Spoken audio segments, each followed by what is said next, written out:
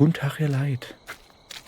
Weiter geht's in The Cursed Forest. Wir sind auf der Zielgeraden. Okay, gut. Na, Hallöchen.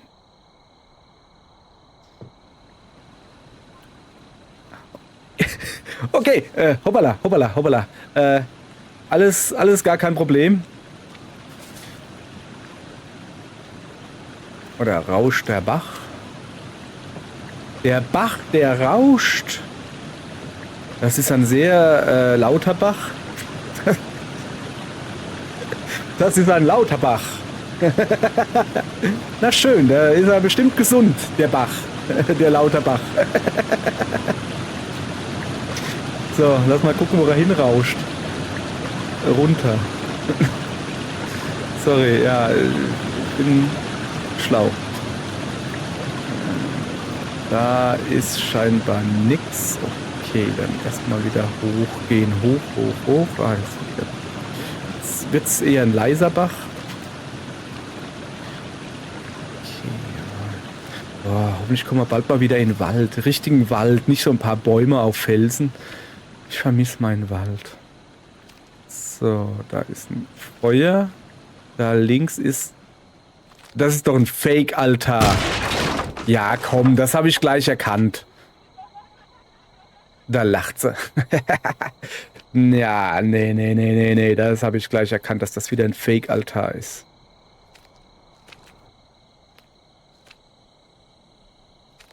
Was ist da? Ich glaube, da komme ich her, oder?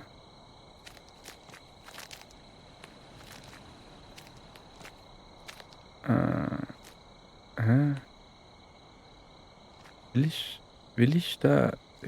Ja. Da werden wir wahrscheinlich sowieso hinkommen. Erstmal. So, da drüben ist schönes Feuerchen auf jeden Fall.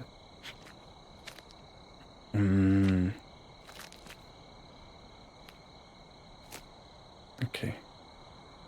Das ist hier nicht geplant. Okay. Was ist das? Hä? Ah. Da bin ich hergekommen. Das ist da, wo ich die... Ja, guck. Ja, nee, nicht. Wo ich die Stäbe da reingesetzt habe. Da war die Dunkelheit. Da haben wir die Dunkelheit vertrieben in der letzten Folge. So. Hüpp.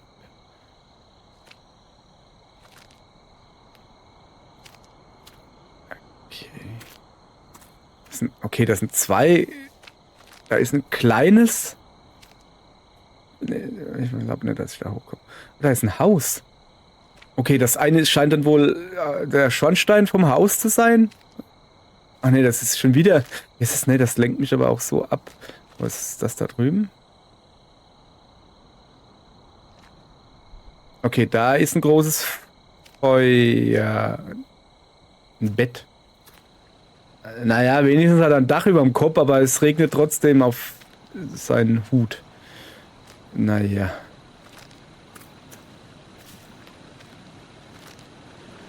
Okay. Hier geht es schon wieder runter. Nee, wollen wir eigentlich auch nicht.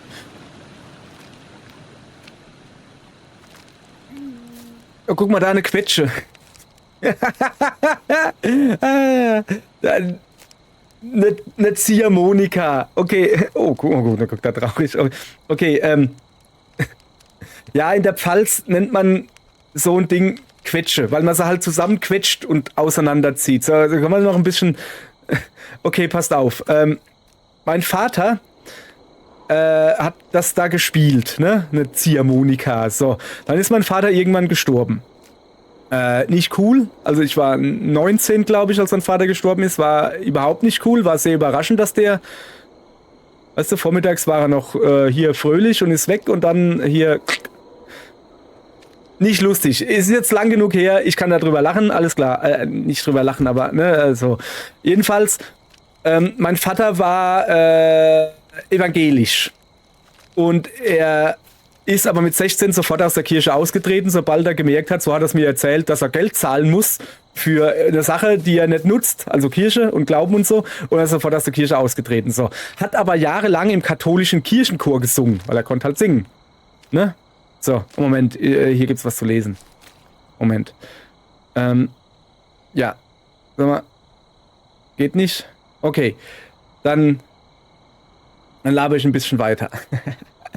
Er hat jahrelang im katholischen Kirchenchor gesungen. So, dann ist er halt gestorben, sollte beerdigt werden und dann musste einen haben, einen Grabredner, sozusagen. Ne? So, und dann hat ein evangelischer Pfarrer wollte es nicht machen, weil er aus der Kirche ausgetreten ist. Ein katholischer Pfarrer durfte es nicht machen, weil er ja eigentlich evangelisch war. Also mussten wir so eine Art Laienprediger, sag ich mal, also so einholen. Ne? So. Und der hat sich dann halt so, keine Ahnung, eine Stunde oder zwei mit meiner Mutter hingesetzt und hat so mit meinem Vater geredet, um sowas zu erfahren, was er so für ein Mensch war und sowas. Das Problem, meine Mutter, ihr Hochdeutsch ist nicht vorhanden. Meine Mutter ist eine gute Pelzerin, die redet nur pelzig. Wenn die Hochdeutsch redet, dann tut sie einfach am Ende S hinter jedes Wort und denkt, das ist Hochdeutsch. Also hinter pelzisches Wort. Oder so. Es ist Wahnsinn. Ich glaube also, dass dieser Mann, der arme Laienprediger, ich denke mal, dass man ihn so nennt, dass der nur die Hälfte verstanden hat. Jedenfalls war dann halt die Beerdigung und es war die Grabrede. Moment. Und es war die Grabrede. Und ich saß ganz vorne in der Reihe, hab geflennt. Ich meine, mein Vater ist tot, ne? Hab geflennt wie nix. Und dann stellt sich der Laienprediger dahin und sagt, der Vater von dem da halt hat durch sein Quetschenspiel sich viele Freunde gemacht. Okay. Habt ihr das verstanden? Also, das Problem an der Sache war, ich saß halt in der vordersten Reihe. Mir ging es richtig dreckig. Mein Vater ist tot. Und ich musste mir das Lachen verkneifen. Das war so schlimm, aber ich bin der festen Überzeugung, mein Vater hätte da genauso drüber gelacht. Okay, kurze Erklärung. Moment, erstmal hier. Besessenheit und Scheitern. Bald werde ich in der Lage sein, das umgekehrte Ritual zu beenden. Aber irgendetwas stimmt nicht. Ich glaube, ich habe einen Fehler gemacht. Ich spüre, wie mein Wille schwächer wird. Es ist, als würde etwas ein Szenario folgen lassen, das bereits geschrieben wurde. All meine Gefühle der Überlegenheit und Freude, des Gefühls des scharfen Verstandes, es ist, als wenn sie mir gegeben wurden, um meinen Geist in der Illusion zu halten, dass ich es bin, der mein Schicksal kontrolliert. Das geht alles viel zu leicht. Es ist wie eine billige Performance, aber es gibt keinen Weg zurück. Ich muss zu Ende bringen, was ich begonnen habe, und ich kann nur hoffen, dass alles mit dem besten Ergebnis endet. Das dunkle Mädchen hat mich geholt. Ich brauchte noch ein paar Minuten und ich hätte das Ritual beendet. Jetzt verstehe ich, dass sie mich jeden Moment töten könnte, aber aus Gründen, die ich nicht kannte, hatte sie es nicht eilig. Ich war nicht so gerissen, wie ich dachte. Alle Chancen, die ich bekam, wurden mir von ihr gegeben. Ich weiß nicht, aus welchem Grund. Vielleicht hatte sie einen Zweck. Vielleicht hat sie nur mit mir gespielt. Doch jetzt gibt es kein Zurück mehr. Ich will nicht verschwinden wie diese Leichen. Ich kann nicht akzeptieren, dass mein Leben so sinnlos wird. Ich kann das nicht akzeptieren. Ich habe versucht, diese Gedanken zu blockieren, aber sie tauchten immer wieder in meinem Kopf aus. Meine ganze Rolle in dieser Geschichte besteht nur darin, ein weiteres Opfer dieser verfluchten Wälder zu werden. So, das ist jetzt natürlich doof, dass ich gerade was Lustiges erzähle, aber es geht immerhin ums Sterben.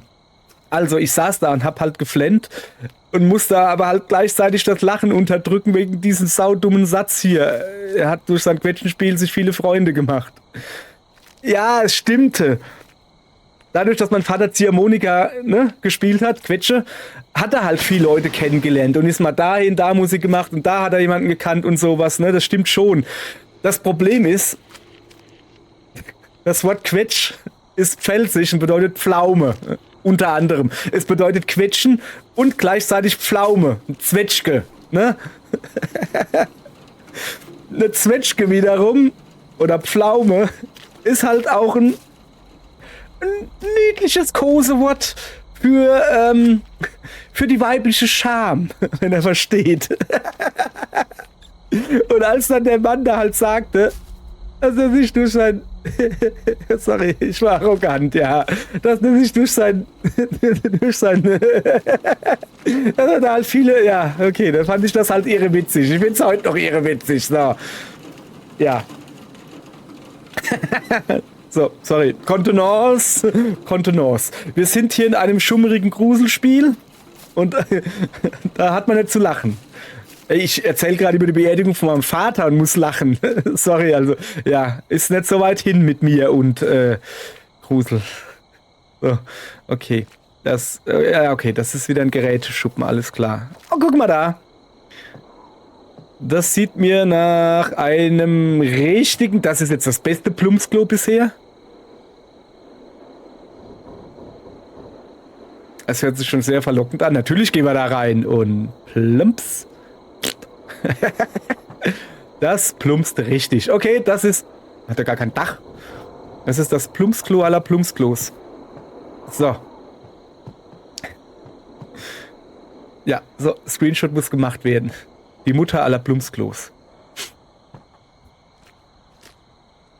So. Okay, gehen wir weiter. Natürlich gehen wir... Oh, das sieht aber schön aus mit dem Efeu da. Gehen wir erstmal ums Haus drumherum. Hoppala, geht das überhaupt? Ja. Ist ganz klar. Ja, okay. Ja. Inzwischen ein paar Animationen gespart oder was? Schlafzimmer irgendwie. Was ist das eigentlich für ein dummer, kleines Mini-Umrandung da von dem Haus? Da kommt man nicht rein irgendwie. Oder? Nee.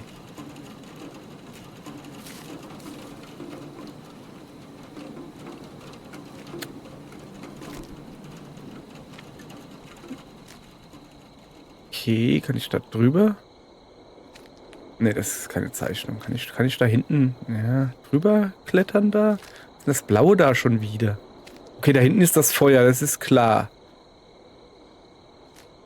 Ich glaube, das Blaue ist glaube ich, schon wieder, also diese Leuchtsteine, die da die Dunkelheit vertreiben da. Die tun ihre Arbeit sehr gut. Das muss man ihnen lassen. Ja. Okay. Erstmal Screenshot-Time. Und jetzt gehen wir rein. Und ich wette, dass jetzt gleich die Tür zugeht. Jetzt. Ah, guck mal, du Poppelchen. Ja, bitte Poppelchen. So, okay. Ne. So. Oh, sogar Klaviermusik. Jetzt wird's schön. Ist hier ein Opferdingens? Wir hatten da jetzt Klavier gespielt. Okay, hier komme ich nicht rein. Was? Wer hat denn da ein Bild von einem Herd hingemacht? Das ist schon... Okay, ob das wohl wärmt? Man weiß es nicht. So... Was liegt denn da auf dem Tisch? Ein Bein. Okay. Holzbein aber.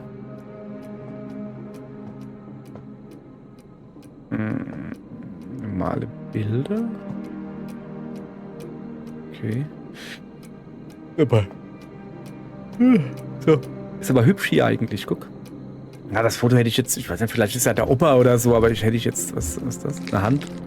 Okay. Hätte ich jetzt, ist eine Falle drin? Im Herd? Kochen die Fallen ab oder was? Links oder rechts? Ich würde sagen links. Okay, Schlafzimmer. Ist das eine Hat die Nähmaschine eine Kurbel? Eine Handkurbel? Wie kannst du denn da nähen? Ich kenne die nur, dass da so ein Fußpedal ist, damit das Ding näht halt. Wie sollst du denn mit der Handkurbel? Da hast du ja nur noch eine Hand. Oder muss einer neben dran stehen und kurbeln? Okay. Ein Torso.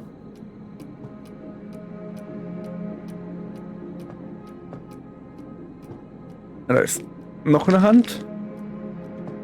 Und der Kopf. Ich glaube, haben wir jetzt alles? Kann ich... Da ist noch eine Quetsche. Kann ich da... Mhm. Ja. Noch ein Quetsch. So. Okay, dann... Hoppala. Gehen wir halt mal daneben rein. Ist keiner.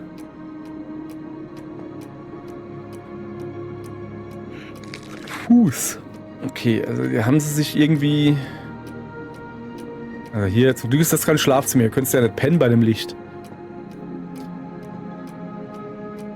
So, war mal das die Küche, da war man eigentlich schon drin.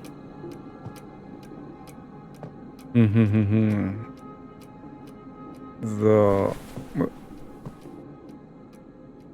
Huch, da ist der Ofen runtergefallen. Okay, fehlt da noch eine Tür? Interessantes Bild auf jeden Fall. Ja. Ja, sorry. Meine Katze ist wieder da. Hallo. Ja, ein gutes Mädchen. Brauchst mich nicht an zu mir aus. So, was ist das hier? Ein Schlüssel. Okay, jetzt kommen wir zumindest wieder die Tür raus. Aber was hat das jetzt mit dem Männlein da auf sich? Mit dem Kasperler? Ja.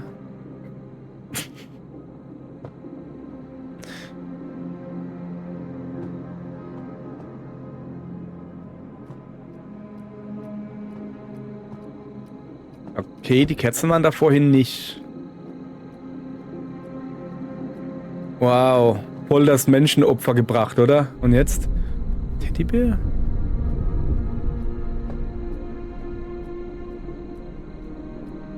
Was ist jetzt? Ist die Tür jetzt vielleicht links offen? Na, die da ist nicht. Aber da haben wir doch einen Schlüssel, oder? Weiß nicht. Ja, okay. Wir gehen mal links an die Tür. Hallo. Da hat sie gerade geguckt. Was ist das da für interessantes florales Muster?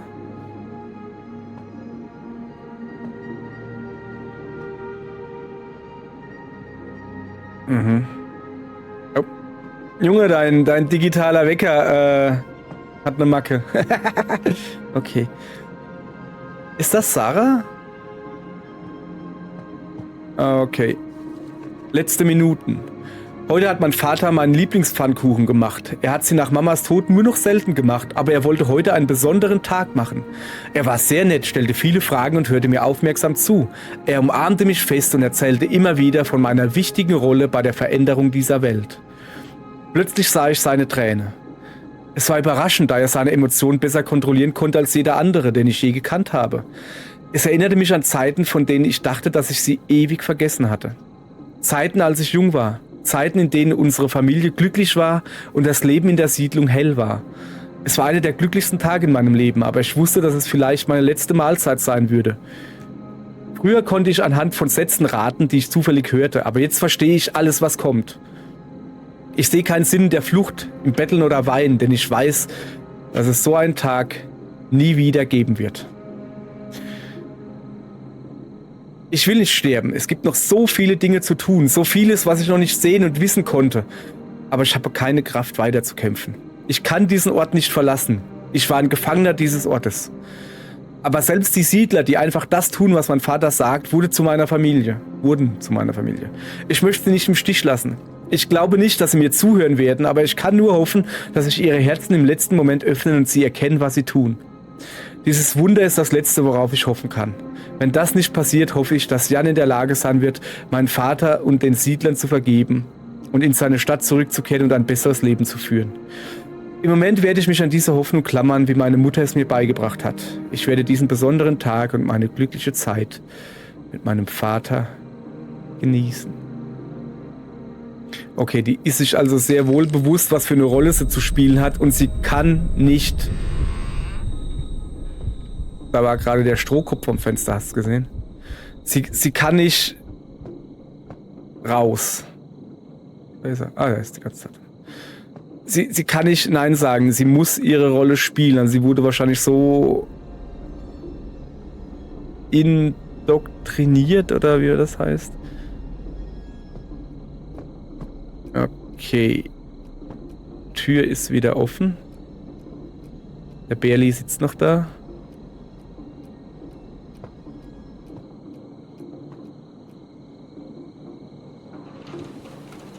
Okay. Zeigt sie mir jetzt den Weg?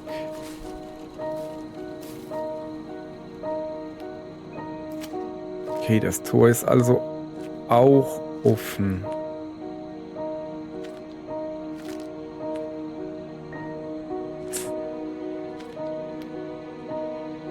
Was ist eine Nachricht? Fallend. Ich will mich nicht spoilern. Oh ja, das kommt von mir, als ich die Übersetzung gemacht habe. Ich habe das nicht durchgelesen. Ich weiß nicht, egal. Was ich getan habe. Diese Stimme, die ich hörte und der ich vertraute. Er manipulierte mich nur. Er verzerrte meine Träume und Hoffnungen und benutzte sie zu seinem Vorteil. Indem ich Sarah Schmerz und Leid zufügte, setzte ich etwas Dunkles und Ekelhaftes frei. Durch Sarah löste dieses Ding eine Wut aus, die mehr als 1000 Jahre eingesperrt war. Er hat alle seine Karten aufgedeckt und lacht mich jetzt aus. Er hat mir alles genommen. Meine Tochter, meine Träume und jetzt will er die ganze Welt erobern. Er wurde von gütigen und reinen Menschen gefangen gehalten, als sie ihr Leben opferten. Aber mein Egoismus, mein starker Wille, diese Welt zu verändern, befreite ihn. Ich habe in meinem Leben viele Fehler gemacht. Ich kann sie nicht reparieren. Das Einzige, was ich jetzt tun kann, ist, diese Welt von einem weiteren Parasiten zu befreien. Ich wusste nicht, ob das Fall, fallend oder Herbst oder so bedeutet. Deshalb habe ich da in Klammer hinten dran geschrieben, ich will mich nicht spoilern. Ich habe das nicht durchgelesen. Also ich habe ja die Übersetzung selbst übersetzen lassen von der KI und da nicht Korrektur gelesen, weil ich so faul war. Und weil ich mich nicht spoilern wollte. Okay, kann man darüber gehen? Natürlich muss ich darüber gehen. Da unten ist auf jeden Fall schon mal ein roter Kreis. Ja, nee, das ist glaube ich nichts. So.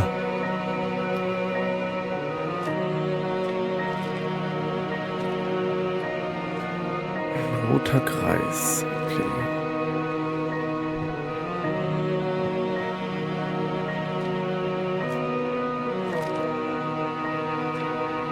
Nee, da hüpfe ich jetzt halt nicht runter, garantiert nicht. Da drüben ist wieder diese Fontäne da und hier ist wieder eine komische Brücke. Okay. Hier seht ihr live den Grund, warum ich normal keine warum ich generell keine Ego-Shooter spiele, weil ich noch nicht mal gescheit steuern kann. Oh ja, da ist wieder was zu lesen. Wo ist denn der Regen hin? Egal. Strohpapa. Mein Vater hat mir versprochen, mir ein strahlendes Leben zu ermöglichen. Ich wurde wiedergeboren und wurde frei, wie er es versprochen hatte. Ich wollte ihn finden und mich revanchieren, aber leider ging er an den Ort, an den niemand zurückkehrt. Als ich ihn auf dem Baum ruhen sah, fühlte ich mich einsam. Aber danach schaute jemand durch mein Fenster. Es war mein neuer Freund, Strohkopf. Er hat für mich den Papa gewechselt. Wir haben so viel Spaß, wir spielen und erinnern uns an die guten alten Zeiten zusammen. Mit Strohkopf und Waldtieren fühle ich mich nicht mehr einsam. Auch kommen immer wieder neue Spielsachen hierher, um mich zu unterhalten. Aber manchmal macht mich Strohkopf mit seinem Schweigen und seiner Dummheit wütend. Wenn das passiert, lasse ich ihn ruhen und hänge ihn an den Baum. Denn jeder, wie mein Papa, braucht Zeit, um sich auszuruhen. Mr. Strohkopf, seien Sie nicht traurig. So viel Spaß wartet noch auf uns. Ja, manchmal weiß ich nicht, ob das so... Ne, also ich verstehe, ich bin halt aber auch einfach doof, Strohkopf und so. Ich verstehe Zusammenhänge oft nicht. Es kann aber auch sein, es ist im Original Russisch, das Spiel, dass da in der englischen Übersetzung, von der ich wiederum auf Deutsch übersetzt habe, dass da vielleicht irgendwie was verloren ging oder so. Okay. Hüpf. Okay. Nee, hält. Ja, ist das... Ein Schwein, ein Hase und ein Reh. Was ist denn da? Links. Ja, das sind wieder diese eher kindlichen Zeichnungen, sag ich mal.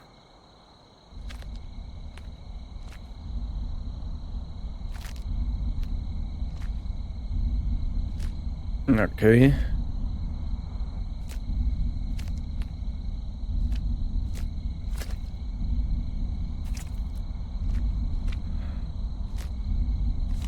Ein Lichtstrahl im Reich der Finsternis.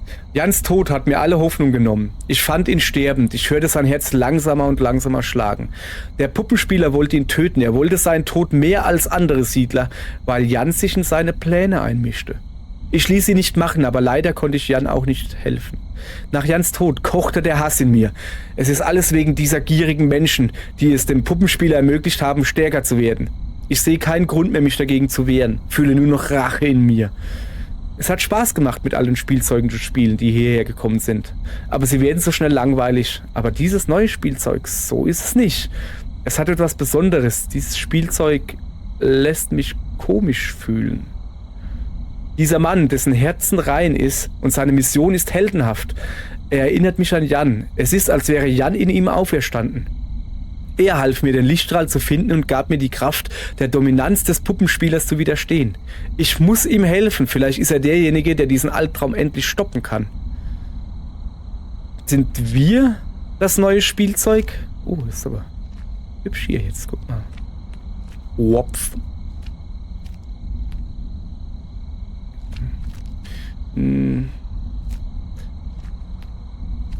Ja, ich gehe zumindest mal gucken, wo dieser Weg hier hinführt.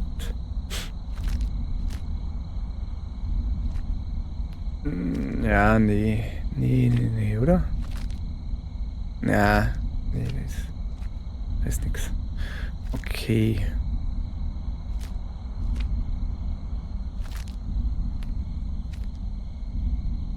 Okay, ich behaupte mal, wir steuern auf das Ende zu.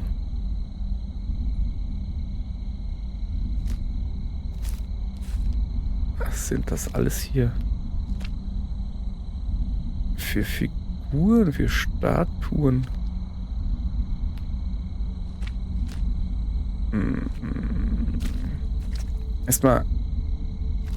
Erstmal hier alles angucken. Okay, das ist klar, das ist die Opferstätte. Guck mal, da ist jetzt noch dieser komische Pinocchio da. Okay, ich geh erstmal speichern. Erstmal speichern. Sachte. So. Von einem Ritual immer erst speichern. So. Okay.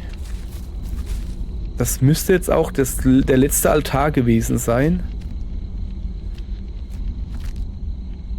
Okay. Ja, ein bisschen schönen Screenshot machen, so.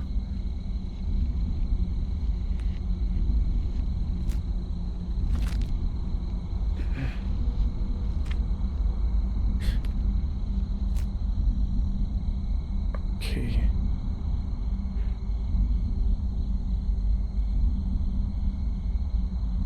Okay.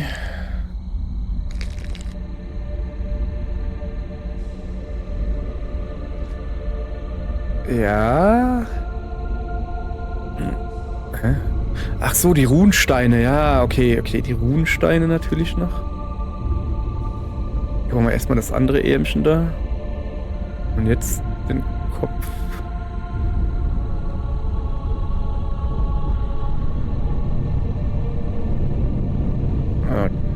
Okay. Was passiert?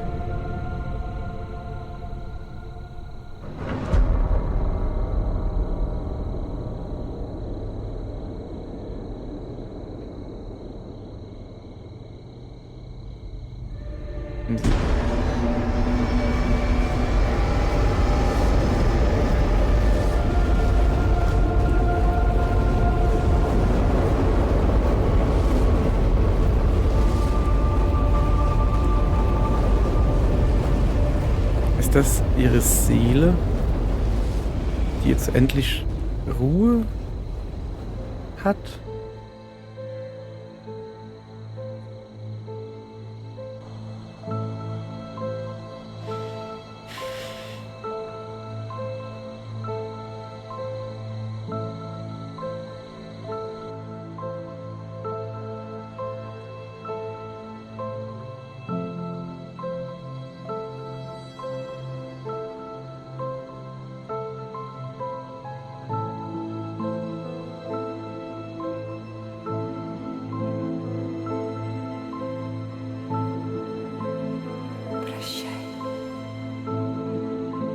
gerade Dankeschön gesagt? Bitteschön. Schön gemacht.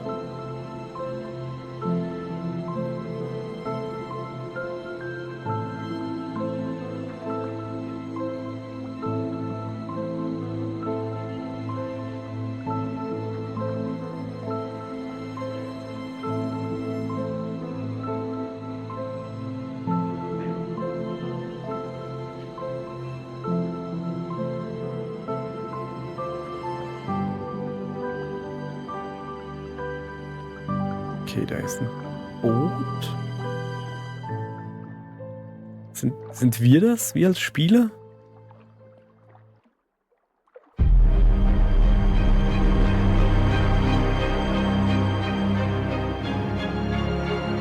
Okay, also wir als Spieler. Sie hat uns von der Insel oder vom Wald wohl entkommen lassen.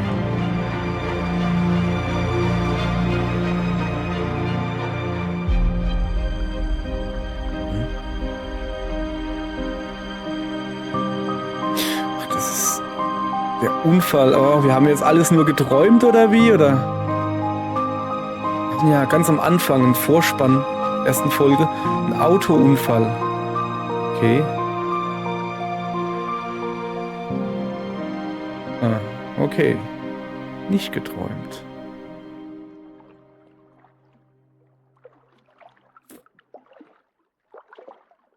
Plitschplatsch. Ach du Scheiße. Text. This forest is special. It's like, also dieser Wald ist speziell. Es ist wie eine riesige Dimension. Er absorbiert menschliche Gedanken und Gefühle und behält sie innen drin. It's recreating them into something meaningful. Recreating, es macht daraus etwas Neues, etwas Bedeutsames. Nur die wirklich ehrlicherweise die Antwort suchen, können sie finden, okay, das ist mir jetzt zu viel, ich übersetze das jetzt nicht live. Genau deshalb habe ich es von KI übersetzen lassen. Das anscheinend nicht. All those notes that I found during my journey in this forest were recreation of these thoughts. Like that, I was able to know all these stories. How good intentions could lead to disaster and losing everyone. How desire for our inmost target can backfire and make us blind. How a will to dominate among the weak can lead to falling into the abyss. How desire to help a dear person can be impossible to reach. How the most pure can fall down on the weight of cruelty and pain. Sarah showed me that cruelty and despair is not the reason to get rid of kindness. All the experiences that I found here will forever stay with me. Some part of me will also always stay in this forest. Das war komisch, sorry. Ja, sorry, übersetzt euch selbst, habe ich jetzt keinen Bock drauf. Ich glaube, wir sind beim Abspann angekommen. Okay. Was halte ich von diesem Spiel? Okay. Nostitch, heißt du das Spiel? Ist das der? Ich dachte, das heißt Quest Forest. Okay, ich fand das Spiel, also zuallererst erstmal das Schlechte, ne? Erstmal das, was mir nicht gefallen hat, den Vorspann und den Abspann hätten sie einfach weglassen können. Also diese Slideshow-Bilder. Schöner Grafikstil, ja, aber es hätte es halt nicht gebraucht. Einfach nur, du bist in dem Wald, lauf mal da durch, Story wird erklärt. Hätte gereicht, man muss jetzt nicht noch, da ist der, also, aber das ist der Vorspann und der Abspann, da kann man drüber wegsehen. Was mir sehr gut gefallen hat, war die Atmosphäre in dem Wald. Also einfach nur durchgelaufen, dieses Schummrige da, das hat mir wirklich sehr, sehr gut gefallen. Was ist denn das hier? Geht's jetzt von vorne los oder was? Okay, dann geht's halt von vorne los, keine Ahnung.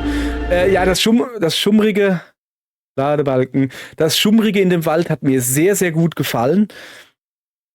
Der spätere Abschnitt, das letzte Drittel oder Viertel oder so, mit den Steinen und so, ja, also es war halt nicht mehr schummrig, also fand ich, ne? So, das hier, das Bild, was man jetzt sieht, das macht Stimmung so. Aber egal, es war... Also wirklich, als reine Walking Sim hat mir wirklich sehr gut gefallen. Story und so, ja, komm, hast halt dann doch wieder Opferung und Gedönse so. Brauche ich nicht unbedingt, aber alleine die Atmosphäre war schon wirklich, wirklich gut. Und die Jumpscares, es waren so kleine Erschreckerli. Die fand ich super, die fand ich wirklich super. Also nicht hier, oh, groß, Blutgedärme, Monster, sondern hier, weißt du, gerade so, das war schön. Das hat mir sehr gut gefallen. Also wirklich, ich finde, es ist ein super gutes Spiel. Am Ende baut es ein bisschen ab, weil es halt einfach nicht mehr schummrig ist, finde ich, oder fand ich so irgendwie. Und die Story halt so, naja, aber ein sehr atmosphärisches Spiel. So, besser kann man es, glaube ich, nicht sagen. Und jetzt würde ich auch sagen, kommen wir so langsam zum Ende. Siehst du? Danke fürs Zugucken, ihr Leute. Morgen gibt's was anderes. Ich weiß nicht, ob ich morgen wieder eine Walking Sim spiele. Muss ich noch gucken. Werde ich dann sehen. Okay, schaltet morgen wieder ein. Vielleicht mal wieder was Lustiges. Das eben war doch ein bisschen schummrig. Nicht gruselig. Gruselig schon, aber kein Horror, so meine ich halt. Aber wieder mal was Lustiges. Ich muss mal gucken, ob ich irgendwie was finde. Okay, danke. Tschüss.